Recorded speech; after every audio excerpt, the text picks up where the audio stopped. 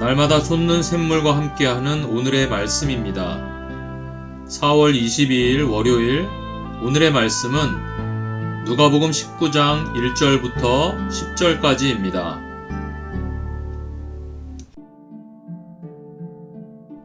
예수께서 여리고로 들어가 지나가시더라. 삭개오라 이름하는 자가 있으니 세리장이요 또한 부자라. 그가 예수께서 어떠한 사람인가 하여 보고자 하되 키가 작고 사람이 많아 할 수 없어 앞으로 달려가서 보기 위하여 돌무화과 나무에 올라가니 이는 예수께서 그리로 지나가시게 되밀어라. 예수께서 그곳에 이르사 쳐다보시고 이르시되 삭개오야, 속히 내려오라. 내가 오늘 네 집에 유하여야 하겠다. 급히 내려와 즐거워하며 영접하거늘 못사람이 보고 수군거려 이르되 저가 죄인의 집에 유하러 들어갔도다. 삭개오가 서서 주께 여짜오되 주여 보시옵소서. 내 소유의 절반을 가난한 자들에게 주겠사오며 만일 누구의 것을 속여 빼앗은 일이 있으면 네 갑절이나 갚겠나이다. 오늘 구원이 이 집에 이르렀으니 이 사람도 아브라함의 자손님이로다. 인자가 온 것은 잃어버린 자를 찾아 구원하려 함이니라. 우리가 사는 현대사회에서 부와 성공을 이룬 사람들 가운데서도 내면적으로는 공허함과 외로움을 느끼는 사람들이 있습니다. 그들은 많은 사람들이 부러워하는 성공의 자리에 앉아서 우리가 꿈도 못 꿀 돈을 세며 고급 차를 몰고 넓은 집에 살고 있습니다. 그러던 어느 날 잘못된 일에 연루되고 때론 마약에 빠지고 때론 스스로 목숨을 끊었다는 뉴스들을 심심치 않게 듣게 됩니다. 왜 그럴까요? 겉은 화려하지만 내면을 들여다보면 외롭고 공허한 마음들이었던 것입니다. 마치 오늘 본문에 나오는 부유하면서도 공허한 삶을 살고 있었던 삭개오와 비슷합니다. 2절 3절에 보면 삭개오의 특징 몇 가지가 나옵니다. 직업은 세리장이었고 부자였습니다. 세리장이라는 말은 세리들, 즉 세금 받는 사람들의 대장이었던 말인데 지금으로 말하면 세무서장입니다. 세리장은 당시 로마 제국 아래에서 원하는 지역의 세금 징수 권한을 사서 부하 세리들을 두고 세금을 거두는 권한을 가졌습니다. 권력이죠. 게다가 당시 세리들은 로마의 식민 통치에 협력하면서 로마가 요구하는 액수 이상의 세금을 동포들에게 과도하게 걷었어요. 오죽하면 허가받은 강도라고 불릴 정도였습니다. 그들은 그렇게 많은 부를 축적하며 살았습니다. 그래서 당시의 세리들은 이스라엘 사람들에게 로마를 위해 일하는 배신자요, 살인자나 강도와 같은 부류의 중죄인으로 여겨졌어요. 삭개오도 분명히 엄청나게 욕을 먹었을 것입니다. 7절만 봐도 사람들이 삭개오를 죄인이라고 수군거리는 것을 볼 수 있죠. 이렇듯 삭개오는 엄청난 부자였습니다. 돈이 많아서 부자고 욕도 많이 먹어서 부자고 이름의 뜻은 의로운 자라는 뜻인데 부모님께서 그렇게 살아라 하고 지어주셨을 텐데 그의 삶은 정반대였던 것입니다. 자, 그런데 삭개오가 살고 있던 여리고에 예수님이 오셨습니다. 오늘 본문 바로 전 18장 마지막에 보면 여리고 근처에서 눈이 보이지 않는 맹인도 고쳐주시고 워낙 유명하시니까 예수님을 보기 위해 사람들이 많이 몰려들었어요.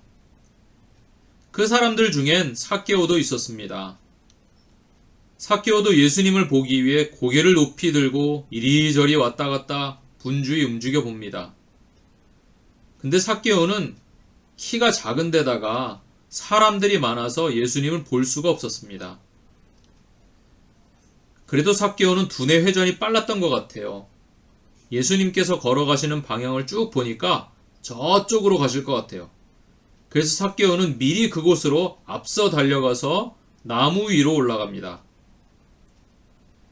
사실 삭개오가 사회적 지위와 체면이 있지 그 부자 세리장이 뭐가 아쉬워서 나무 위에까지 올라갑니까? 예수님을 보고 싶다는 마음이 자존심보다 더 큰 거죠. 그때 예수님께서 나무에 올라가 있는 삭개오를 보시고는 이렇게 말씀하십니다. 삭개오야, 어서 내려오너라. 오늘 내가 네 집에 머물러야겠다.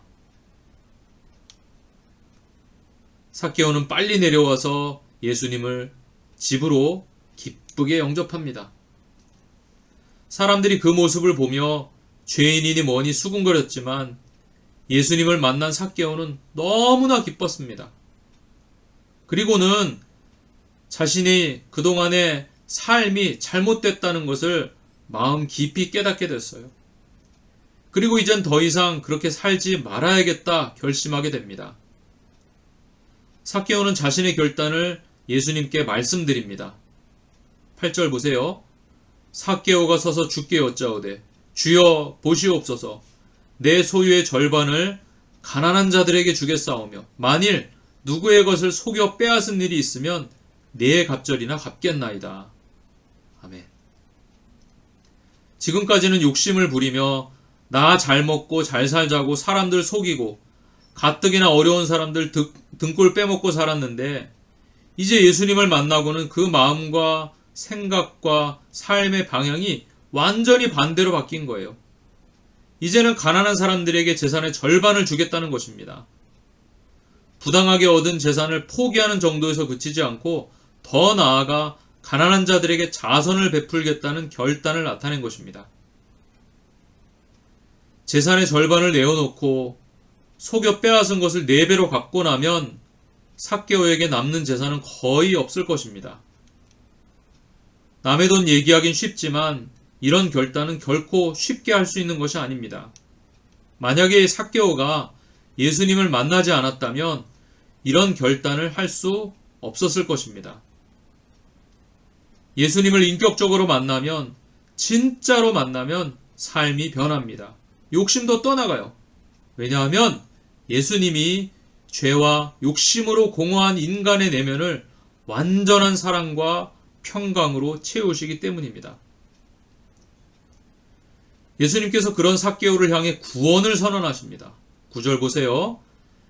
예수님께서 이르시되 오늘 구원이 이 집에 이르렀으니 이 사람도 아브라함의 자손이미로다. 아멘. 혈통적으로 그렇다는 말이 아니라 믿음의 조상 아브라함의 믿음을 가졌기 때문이라는 것입니다. 그래서 예수님이 구원을 선언하신 것입니다. 보세요. 삭개오는 어떻게 구원을 받았을까요? 10절 보세요. 인자가 온 것은 잃어버린 자를 찾아 구원하려 함이니라. 아멘. 예수님이 찾아오셨기 때문입니다. 그 잃어버린 자 삭개오를 찾기 위해서 예수님이 오신 것입니다. 삭개오는 예수님을 만나 자신의 잘못을 깨닫고 믿음의 결단을 내리고 삶으로 회개한 것입니다. 바로 그 집에 구원이 이른 거예요. 사랑하는 성도 여러분, 만약 오늘 우리 집에 예수님이 오신다면 우리는 어떡할까요? 아마 대청소를 하고 마트에 가서 좋은 음식을 준비하고 현수막을 걸고 예수님 맞을 준비를 할 것 같아요. 그러나 그런 것도 다 좋지만 정말 중요한 것은 진정한 회개, 돌이킴입니다. 삶의 방향이 바뀌는 거예요.